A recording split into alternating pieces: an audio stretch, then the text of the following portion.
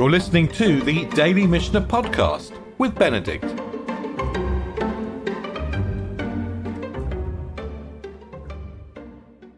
So we learned in the fifth Mishnah of the fourth chapter of Yevamot that the rabbis really don't like the situation of the widow, the childless widow, hanging around. They say to the eldest brother, you've got to get on with it. Alecha mitzvah, there's a mitzvah, or chalotz or yabem, either do chalitza or yibum, but you've got to make a decision. And in the sixth Mishnah, the theme is picked up. What if this guy, this eldest brother, makes excuses, or what if he has reasons to delay? Talava katon over shegiagdil. Maybe he wanted to hang around until a minor became of age. Actually, we've seen this a little bit about with Onan and Shelah, with the sons-in-law of Yehuda. Yehuda wanted to wait until Shelah became of age. He just wanted to keep Tamar hanging around. Talava katon yagdil. He wanted to hang around. This is the eldest brother. Wanted to hang around and wait. He wanted to delay his decision. Tala means literally to hang, but it can mean also to make a decision dependent on. But I've translated it here in the source sheet as hang around because it goes nicely with hang. Talava katon yagdil. So he wanted to hang around until a minor became of age. Or maybe he wanted to wait until the eldest returned from a country across the sea. So maybe we're talking about to the second eldest here. And the second eldest says, look, let me wait until my brother comes back from Crete. Or charesh, or for a deaf mute. Maybe I've got someone who's not capable of marriage right now, but he might improve. Or vashotes, someone who's mentally deficient. There might be all kinds of reasons for delaying, and the halacha is ein shomin lo. We do not listen to him. Eila omrim lo, but we say to him, alecha mitzvah or chalotz or yabem. The commandment is on you, either perform chalitza or perform yibum, just as we ruled in the previous Mishnah. We don't hang around, either do chalitza or do yibum. What about the inheritance? And maybe this is an incentive, actually, to perform yibum. What about the inheritance of the dead brother, the dead childless brother?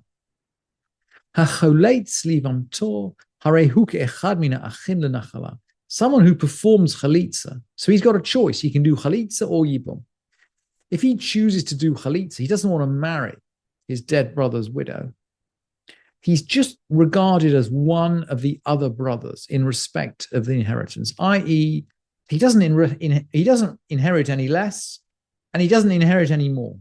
In other words, the decision to do chalitza doesn't affect his inheritance. And if the father was living, the estate belongs to the father. So the rules of inheritance were in the time of the Mishnah that if a brother died without heirs, the father would inherit the property. But if the father was not around to inherit the property, it would be split between the brothers. So the brother who carried out chalitza would get his share with the other brothers. That's someone who does chalitza. What if he did yibum?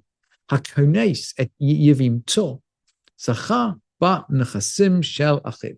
If you marry your Yevamot, if you marry your dead brother's widow, you acquire the brother's estate.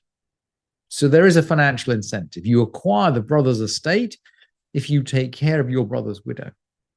Rabbi Yudal is going to disagree. Rabbi Yudal Omer, bein kach ubein kach im yesh sham av nechasim shel av. Rabbi Yudal says, look, in either case, if the father was living, the estate belongs to the father. And I don't think the halacha goes according to Rabbi Yudal, actually. The brother gets the responsibility and the cost, and he gets the possessions. But even though the brother who performs chalitza he's not fined in terms of his share of the inheritance, he has an equal share in the inheritance, there are other restrictions, and we've learned these restrictions at the beginning of the fourth chapter, but we learned them out of order, and we're just going to come back to them now very quickly. Someone who performs chalitza with his yevama is forbidden to marry her relatives, and she's forbidden to marry his relatives. You can't marry a close relative of your wife, and you can't marry a close relative of someone you've divorced. And chalitza is like divorce, because as soon as the dead brother dies, the bond of yibum is created, and it needs chalitza to dissolve it. So chalitza is like divorce, and it's treated like divorce. And it means you can't marry the relatives of your chalutza. And the Mishnah is going to spell it out. Hu asur, he's forbidden. Be'ima, forbidden to marry his mother. Uva emima, and her mother, and her grandmother. Uva av aviha, uva em aviha, and his grandmother on the other side. Uva vita, and her daughter. Uva vat vito, and her granddaughter. Uva vat bana, and her granddaughter by her son. Uva achotav bizman shehi kayemet, and her sister while she's alive. We're not allowed to marry two sisters while they're still alive, but it is permitted to marry two sisters after one of them is deceased. And the other brothers are permitted to do all these things. They don't have the status of a divorced husband. Vehi, and on her side, Vehi asura be'aviv u'avi aviv. She's forbidden to marry his father and his grandfather, uvivno and his son, uven veno and his grandson, uvachiv and his brother, uven achiv and his grandson, and his uven achiv and his nephew. And then going on the same theme, someone who does chalitza for his yivama, for his brother's widow. So he does chalitza, and his brother marries her sister, Vamet, and dies. So we got another brain teaser here. The Mishnah is going to rule choletzet velo mitya bemet. She gives chalitza, she doesn't do yibum. Let's have a look at the picture. So we've got Alice, actually just Alice and Betsy in this diagram. So Alice is married to Alex. Alex dies. She does, she could do yibum with Bob, but actually Bob does, they do chalitza. So she does chalitza with Bob. So Alice has the status of someone who's divorced from Bob as a chalutza. And meanwhile, Betsy, who's Alice's sister, she marries Bob's brother Charlie. And then Charlie dies. It's like a Shakespeare play. Charlie dies. So the question that the Mishnah wants to explore is, okay, Bob's done chalitza with Alice. What about Betsy, Alice's sister? She might need chalitza or yibum. And the Mishnah is saying, look, you can't marry the sister of your divorcee. You can't marry a relative of your divorcee. You can't marry a relative of your chalutza. So she has to do, Betsy will have to do chalitza. She can't do yibum. That's the situation. If Bob, the relationship between Bob and Alice is one of chalitza. What if Bob had actually married Alice and divorced her? What if we said divorce and chalitza are very similar? Okay, we can see we can't do yibum on the sister of our chalutza. Can we do yibum on the sister of our divorcee? Let's look at the end of the Mishnah. V'chein hamagaresh et ishto, someone who divorces his wife. And then the same thing happens. V'nasa achiv et achota, and his brother marries her sister. Vamet, and his brother dies. Harezor petura mina chalitza umina yibum. In this case, she's exempt from chalitza and from yibum. She's completely exempt.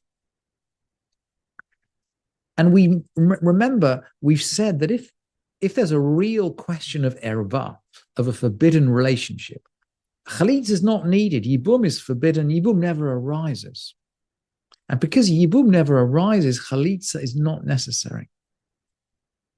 So the Mishnah seems to be teaching us that in the case of the sister of the divorcee, there's some deep, deep prohibition, which is not the same as the question of the sister of the chalutza. The chalutza and the divorcee are different. And it's explained in the Gemara in Yevamot. And we're going to learn Reish Lakish, Rabbi Yochanan's chavruta. Amar Reish Lakish. Reish Lakish said, Kan Shana Rabbi. Here, Rabbi Yehuda Nasi taught. Rabbi Yehuda Nasi is referred to in the Mishnah, in the Gemara, as Rabbi. He's just Rabbi. He's just the rabbi. He's the great sage. So he's taught us something in this Mishnah. Achot grusha midivrei Torah. The sister of one's divorcee is actually forbidden by Torah law. That's why Yibum doesn't arise, Chalitza is not necessary. You cannot marry the sister of your divorcee. Maybe we can think of social reasons. Maybe you've married one woman and you kind of rather fancy her sister, and you cannot divorce your wife and then marry her sister. It's absolutely forbidden by Torah law. Where we're going to learn it out from, I'm not sure, but you absolutely cannot do it. But Reish Lakish goes on to say, Achot chalutza midivrei sofrim. The sister of one's chalutza is only forbidden by rabbinic law, in a sense that this seems to be a lesser prohibition. And maybe the question of chalutza is that there aren't, we can see with the question of chalitza that there aren't the kind of perverse incentives that might arise with the sister of the woman that you've just divorced. Thank you for listening to this edition of the Daily Mishnah Podcast with Benedict.